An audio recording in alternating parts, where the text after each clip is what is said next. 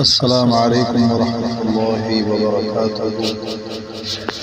آج کی ویڈیو بات کریں گے قیامت کی نشانیاں، اہم نشانیاں، یعنی علامات قیامت کی نشانیوں کے بارے میں بات کریں گے۔ قرآن اور حدیث کے پہ جانیں گے کہ قیامت کے آنے سے پہلے کون کون سی نشانیاں ظاہر ہوں گی۔ یہ جاننا ہر مسلمان کے لیے بہت ہی ضروری ہے تاکہ اپنی ایمان کو مضبوط کر سکیں اور آخرت کی تیاری کریں، اور ہم آخرت کی تیاری کر سکیں۔ اس کے لیے اہم ہے اور ضروری ہے کہ یہ وہ واقعات ہے جو آج بھی ہم سب کو نظر آ رہے ہیں، حالات حاضرہ کے سامنے وہ نشانیاں نظر آ رہی ہے آہستہ آہستہ، اور آگے بھی نظر آئیں گے جو وقت آنے والا ہے، اس کے اندر بھی اور بھی زیادہ نظر آئیں گے۔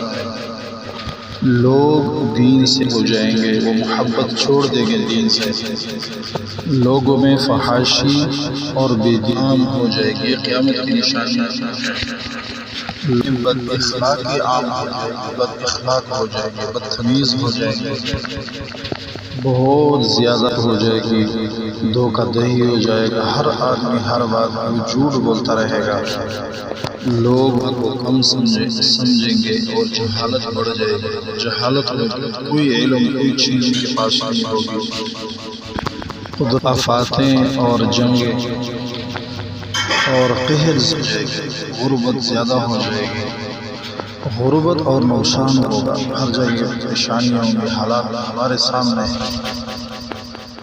نمبر 2، بڑی نشانیاں۔ یہ وہ نشانیاں ہیں جو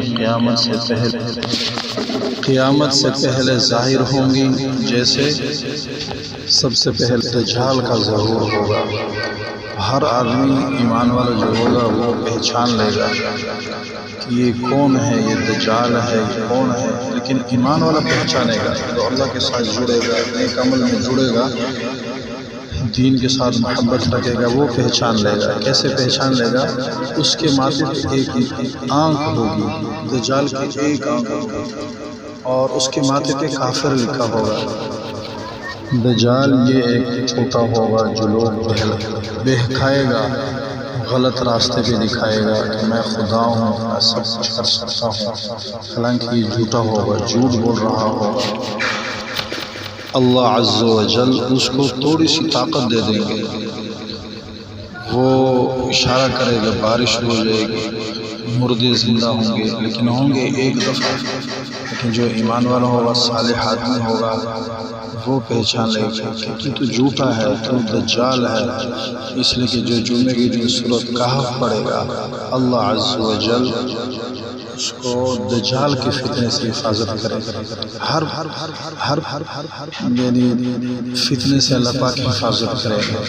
یہ جمعے کی جو سورۃ کہف اہتمام کے ساتھ پڑھے گا۔ ہر نبی نے اپنی امت کو دجال کی فتنے سے ڈرایا ہے، اس لیے ہمیں اہتمام کریں، دوسروں کو بھی اس کی دعوت دے کہ سورۃ کہف پڑھے، اس کا اہتمام کرے جمعے کے دن۔ ہمارے وجہ سے دوسرے پڑھیں گے تو ہمیں بھی اس کا ثواب ملے گا۔ حضرت عیسیٰ علیہ السلام کا نزول ہوگا، وہ اور دجال فتنے والے کو ختم کر دیں گے اللہ کے حکم سے۔ اس کے بعد پھر یاجوج کا ظہور ہوگا، وہ اتنے لوگ ہوں گے، چھوٹے چھوٹے ان کے قد ہوں گے، چھوٹے چھوٹے کہ سمندر میں دریا میں داخل ہو جائیں گے اور سارا پی جائیں گے، خشک ہو جائے گا سارا کا سارا، دخان کا چھا جانا، زمین پر ایک دھواں پھیل جائے گا اور زلزلہ ہوگا۔ قیامت کی نشانیوں میں ہے، قیامت شروع ہو رہی ہے۔ اللہ تعالیٰ نے ابھی قیامت کی نشانیاں بیان کی ہیں۔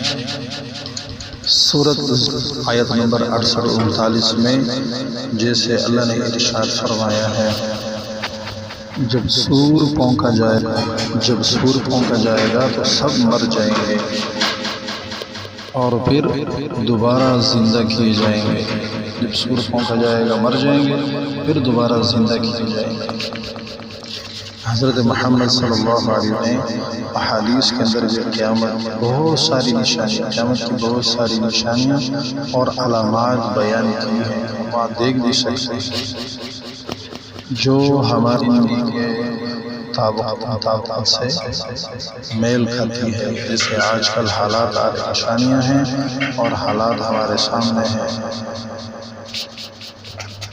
سیلاب ہیں، زلزلے ہیں، کتنی ساری نشانیاں آ رہی ہیں، غربت چھا جائے گی اور جہالت چھا جائے گی، لوگ علماء کو برا سمجھیں گے، یہ ہمارے سامنے ہیں، ساری نشانیاں پوری ہو رہی ہیں۔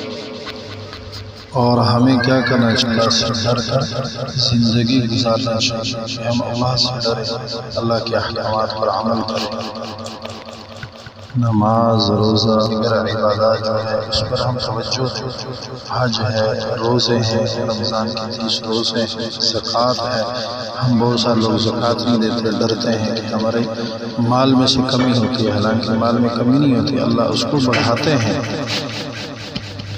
اور دوسروں کے ساتھ حسن سلوک کریں، دل میں ہمدردی ہو، دوسرے کے بارے میں محبت ہو، یعنی جیسے کرنی ویسے برتیں، جیسے ہم سلوک کریں گے اللہ عز و جل ہمارے ساتھ ویسے معاملہ کریں گے۔ غریبوں کی مدد کرنا چاہیے، اگر اللہ پاک نے طاقت دی ہے غریبوں کے ساتھ مدد کریں، اور جو پریشان لوگ ہیں ان کے ساتھ اچھے الفاظ بولے، ان کی مدد کریں۔